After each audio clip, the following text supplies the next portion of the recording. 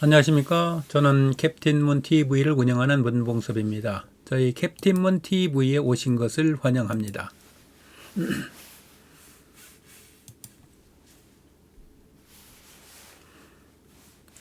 이 영상 시리즈의 제목 2024년 12월 29일에 발생한 제주항공 2216편 사고 관련 팩트체크 영상을 만드는 취지부터 말씀드리겠습니다. 항공 관련 대학의 운항학과 학부생들은 2학년 1학기에 비행안전론을 배웁니다. 조종사가 되기 위한 과정에서 배우는 안전에 관한 첫 번째 과목인 비행안전론 강의에서는 항공기 사고 조사 개념과 항공기 사고도 다룹니다. 이 자료는 그때 강의할 교환으로 사용하기 위하여 만든 것입니다. 그러므로 내용이나 용어는 항공대학 운항학과 학부 2학년생들을 기준으로 합니다. 그러면서 이 자료가 유튜브를 통해서 먼저 공개되므로 유튜브에서 만나는 우리 구독자 여러분께서는 항공 분야에 대한 직접적인 경험이 없으신 분들이 많다는 점을 반영하여 일부 내용을 추가하였습니다. 그리고 항공 종사자들은 운항 현장에서 사용하는 대화가 대부분 영어로 이루어집니다. 그래서 그때 사용되는 단어들 대부분이 원어로 사용됩니다. 이런 점을 반영해서 이 영상에서는 가급적 우리말로 풀어 쓰도록 하겠습니다. 자, 끝까지 시청하여 주시면 감사하겠습니다. 그리고 팩트 체크에 들어가기 앞서서 먼저 안전 1과 2에 대해서 알아보겠습니다.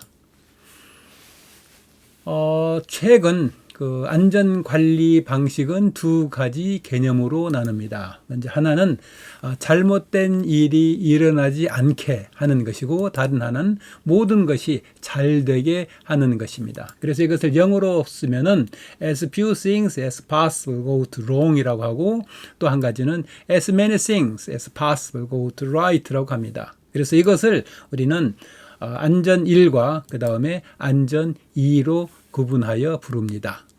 안전 1에서는 사람을 보는 시각은 사고를 유발하는 원인으로 봅니다.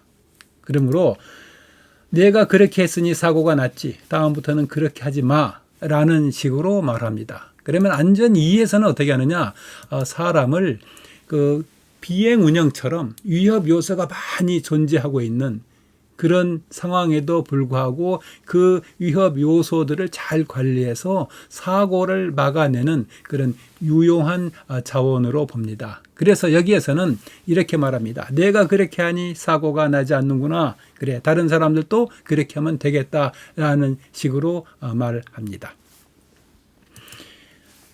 유튜브 캡틴문 TV는 이런 항공 운항 안전 관리를 안전 2 관점으로 바라봅니다.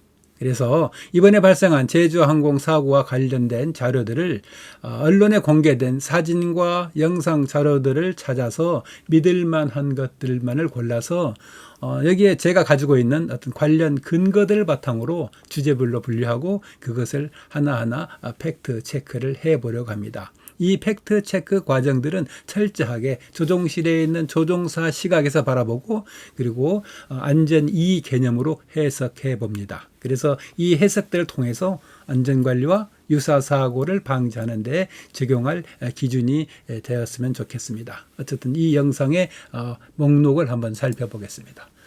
여기서 보여주는 것 같습니다. 제1편 무안국제공항 비행 절차부터 마지막 편 사고조사 당국에 대한 제언까지 총 10편으로 구성되어 있고, 한 편 한 편씩 영상으로 만들어서 여러분들께 전달될 예정입니다. 10편 모두 구독하신다면 여러분들도 항공에 관한 전문가가 되실 수 있겠습니다. 그러면은 자, 지금부터 2024년 12월 19일 제주항공 2216편 팩트 체크에 대해서 알아보겠습니다. 그러면은 이 팩트 체크 과정을 통해서 관리자들은 비행 안전 관리 업무에 적용할 수 있는 항공 인적 요인의 개념을 정립하고, 그리고 조종사들은 비행 운영에 적용 가능한 실험 방법을 찾아갈 수 있을 것이고, 그리고 항공 이외에 계신 분들도 항공 분야를 이해하는 데 도움이 될 것이라 생각됩니다. 그러면은 우선 먼저 제목에 있는 것처럼 무안국제공항 도착 및 활주로 1번 활주로 접근 절차에 대해서 알아봅니다. 이것을 우리는 차트라고 그러는데 조종사들은 이 차트를 보고 비행합니다. 그래서 이거 제목은 스탠다드 어라이벌 차트. 그래서 맨 그 차트 왼쪽 상단에 본 것처럼 이것을 줄여서 스타 STAR 스탠다드 어프로치 차트라고 바르고 파란색 부분은 무안 국제공항입니다. 그래서 조종사들은 우선 공항을 찾아가고 그 공항에서 자기에게 배당된 활주로에 착륙하게 되는데 그 공항을 찾아가는 절차 여기 보면은 파란색으로 보여진 그런 절차를 우리는 이제 우리가 말하는 표준 절차. 그래서 무안 국제공항을 찾아가는 표준 진입 절차 경로다라고 우리가 이야기를 합니다. 근데 그날 제주항공 2216편의 경우에는 이렇게 경로를 따라오지 않고 제주 지역 관제소의 레이더 관제를 받아서 이 초기 진입 지점까지 직선으로 비행을 했습니다. 보통 이렇게 해서 연료 절감을 위해서 아니면 시간 단축을 가능한 그런 그 직선 비행을 우리가 선호하고 있습니다. 그러면은 이 무안공항에는 활주로가 하나인데 그것은 남쪽에서 북쪽으로 내리는 것은 영어로는 런웨이 01, 한국말로는 1번 활주로, 그리고 반대편으로 내리는 것은 19번 활주로라고 우리가 이야기를 합니다. 그러면 그날은 활주로 1번으로 접근을 했는데 찾아갔는데 이때 적용한 절차는 RNP approach라는 것을 했습니다. 그래서 이 활주로 1번을 통해서 1번을 내리는데 RNP 1번이라는 접근 절차를 통해서 초기 진입 단계에서부터 쭉 내려가서 활주로 1번을 향해서 내려가는 과정에서 문제가 발생됐던 것입니다. 그래서 이 절차를 수행하는 전형적인 그 조종사들이 하는 절차를 살펴보도록 하겠습니다. 그래서 오른쪽 밑에 보이는 것이 활주로고 활주로 1번 01 런웨이 영어로는 런웨이 01이기 때문에 1번 활주로라고 합니다. 그러면 그 1번 활주로 연장선이 있고 연장선을 따라서 비행기가 접근을 합니다. 접근을 하면은 이제 여기에 있는 것처럼 최종 접근 지점이라고 이제 그 지도에 나와 있습니다. 근데 이것은 영어로는 Final Approach Fix라는 용어를 쓰는데 우리말로는 최종 접근 지점이 되겠습니다. 그리고 최종 접근 지점이 지나면 이제 그 접근 한계선까지, 즉 그 영어로 Missed Approach Point라고 그러는데 이것을 한국말로 번역해서 실패 접근 지점이다라고 우리가 이야기합니다. 그럼 실패 접근 지점에 와서 활주로가 보이면은 착륙을 하는데 날씨가 나쁘다든지 아니면 기타 이유에 의해서 다시 활주로를 착륙하지 않고 다시 상승하는 절차를 우리는 Missed Approach라고 하는데 그 최종 접근 지점에서 실패 접근 지점까지 구간을 최종 접근 구간이다라고 이야기합니다. 그래서 여기 차트에 나와 있는 것처럼 이것은 지점으로도 표시가 되지만 고도로 보면 1700피트 고도에서부터 이날 최저 절심 고도인 320피트 고도까지 구간이 되겠습니다. 자, 그러면 거기에서 활주로가 보이지 않는다든지 아니면 활주로에 무슨 문제가 생겼을 때는 이제 접근을 중단하고 다시 재상승하는데 그것을 영어로는 Missed Approach라고 합니다. 그래서 이 구간을 그것을 수행하는 그 구간을 실패 접근 구간이다라고 우리가 이야기를 합니다. 근데 거기에서 이제 실패 접근을 하지 않고 활주로가 보이면 항공기가 착륙을 하게 되는 것이죠.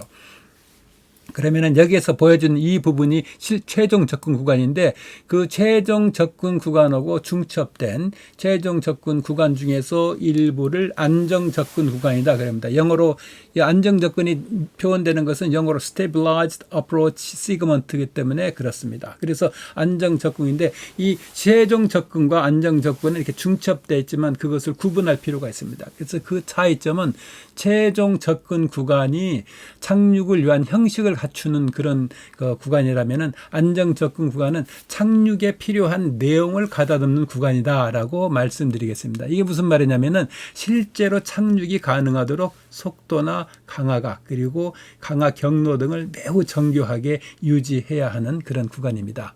그래서 만약에 이런 기준으로부터 이유 없이 벗어나면 조종사들은 즉시 수정을 해야 하고 그리고 관제사들도 이 구간에서는 조종사들이 어떻게 비행하는가를 육안 또는 레이더 화면을 통해서 아주 자세하게 모니터하다가 그런 범위를 벗어나면은 수정하도록 조언을 하거나 아니면은 접근을 중단하고 다시 상승하도록 지시도 하게 됩니다. 그래서 이 과정에서 이제 실제로 비행기를 갖고 보면은 근데 이 안정 접근 구간은 그래서 고도로 치면은 대략 날씨에 따라서 차이가 있지만 일반적으로 1000pt에서부터 50pt까지 50피트, 즉 활주로에 들어와서 자세를 만들 때까지 우리가 그 구간을 안정되게 접근을 해야 된다라고 이제 우리가 지키고 있습니다. 그래서 비행기가 이렇게 접근을 하게 됩니다. 그래서 파이널 어프로치 픽스까지 접근을 하면서 이제 착륙을 위한 단계를 차근차근 해나가는데 최종 접근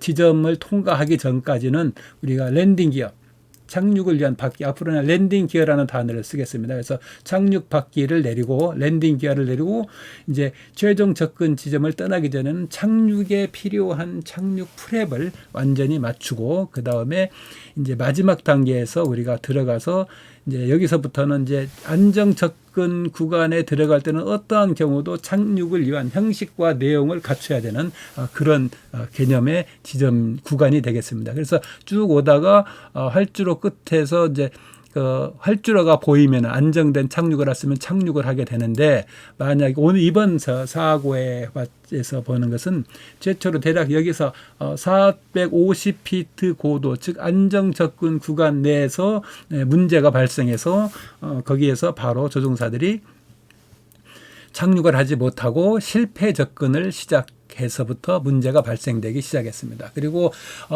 이 실패 접근을 하면서 조종사가 조류 충돌로 인한 비상이 발생됐다고 선언하고 복행을 하겠다고 통보를 했습니다. 그래서 이번 사고는 일단 그 출발은 조류 충돌로부터 보기 때문에 이어서 우리가 조류 활동 지도를 살펴보겠습니다. 그래서 무안국제공항에는 이렇게 그 공항 조류 활동 지도라는 것이 있습니다. 그래서 이것을 이제 영어로 써 있지만 한국말로 다시 이렇게 번역해서 새로 편집을 하면 이렇게 됩니다. 그래서 동그라미 있는 부분들이 모의 활동 지역이나 또는 그 새들이 잠을 자는 보금자리 지역이고 화살표는 대략 지면으로부터 50m 상공까지 새들이 주로 이동하는 이런 것을 표시해주는 그런 지도가 되겠습니다. 그래서 대략 무안국제공항은 활주로 길이가 2,800m인데 그것을 노티컬 마일로 환산 노티컬 마일 단위로 하면 1.5 노티컬 마일이 됩니다. 그래서 이것을 앞뒤로 이렇게 연장을 시켜서 보면은 노란색 부분이 조류 활동 지역인데 이것을 보면 대략 1.5마일씩 대략 한 3km 정도 활주로 끝으로부터 반경으로 새들이 많이 출범하는 그런 것입니다. 그래서 그것을 이제 왼쪽에 있는 새로 나온 지도 이것은 뭐냐면 조종사들이 이 경로를 반드시 시켜서 비행을 하게 되는데 이것과 중첩을 한번 시켜보도록 하겠습니다. 그래서 이쪽 오른쪽 지도는 수직 비행 경로를 알려주는 것이고 왼쪽 것은 하늘에서 본 수평 경로를 알려주는 것인데 여기서 이제 특히 수직 고도, 이 경로도 중요하지만 고도는 더 중요합니다. 그래서 여기에는 6,000피트 고도라 단위가 피트를 쓰는데 6,000피트 단위 지점, 3,000피트 지점, 1,700피트 지점, 850피트 지점 그리고 320피트 이런 고도는 조종사들이 엄격하게 지켜야 되는 그런 내용이 되겠습니다. 그래서 이제 비행을 할 때는 조종사들은 절대로 이 선 밑으로 내려오지 않습니다. 경로 필요에 따라서는 경로는 조금씩 이탈이 편류가 될 수 있지만 이 고도를 내려놓는 것은 절대로 용납되지 않은 그런 일이 됩니다.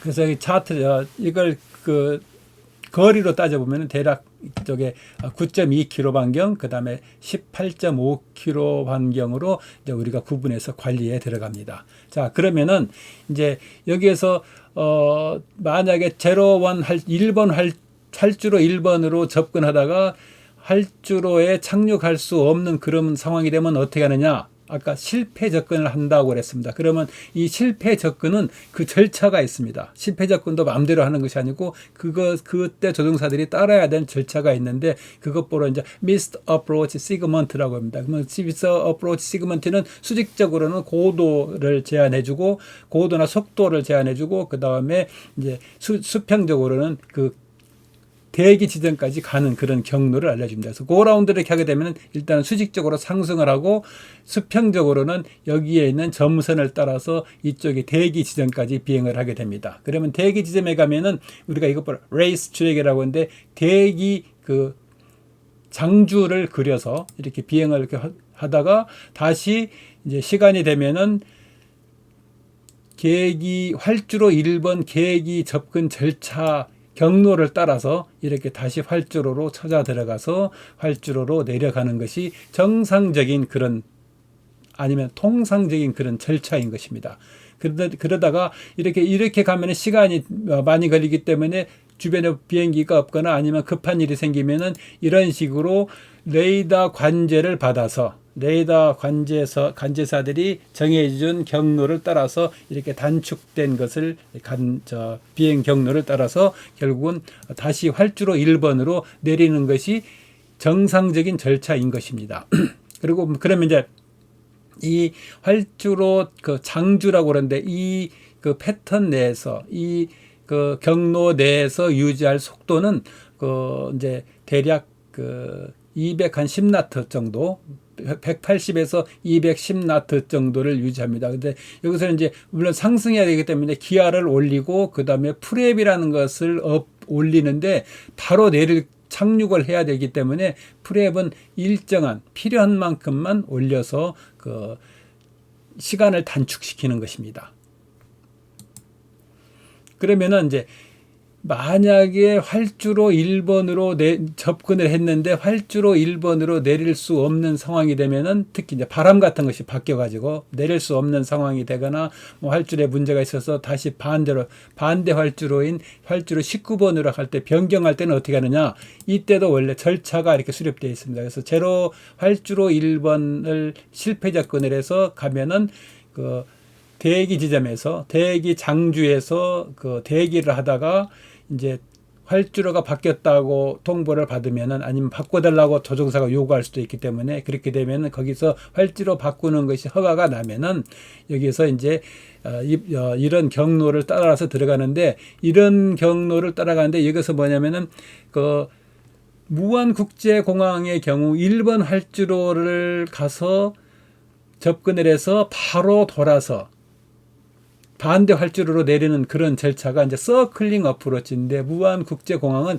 양쪽 다 계기 접근 절차가 잘 수립이 되어 있기 때문에 굳이 그렇게 어려운 조작을 하지 말라고 여기에서 이제 그것보다 서클링 조작을 인가를 해주지 않습니다. 그래서 정상적인 경우라면은 이제 활주로 19번으로 변경할 때는 이제 계기 비행 절차를 통해서 내려와서 활주로 19번으로 착륙을 하는 그런 것이 정상적입니다. 근데 그날 2216편 29일 날 2216편을 진행 과정을 보면은 와서 조금 전에 이야기한 것처럼 활주로 19번 계기 절차를 통해서 넉넉하게 돌지 못하고 아주 급한 일이 있었기 때문에 여기에서 이렇게 아주 짧은 아주 긴박한 이런 경로를 통해서 활주로 19번에 착륙을 했습니다. 그래서 이것은 마치 서클링 어프로치를 한 것하고 똑같습니다. 그래서 인가되지 않는 서클링을 했다고 법적으로 잘못된 건 없습니다. 조종사가 이렇게 급할 때는 비상을 선언하고